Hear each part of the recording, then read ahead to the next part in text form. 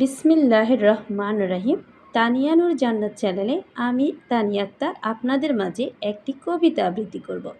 কবিতার নাম হচ্ছে পাশের বাড়ি। আজকে মাগো পাশের বাড়ি হয়নি কিছু রান্না, খেলতে গিয়ে শুনতে পেলাম তাদের করুণ কান্না। সারাটা দিন না খেয়ে সব ক্ষুধার জ্বালায় মরে, খাবার মতো এমন কিছু নেই যে তাদের ঘরে। আমরা তো মা খেয়ে দেয়ে বেশ তো আছি সুখে, দাও না গো মা খাবারটা আজ অনাহারের মুখে।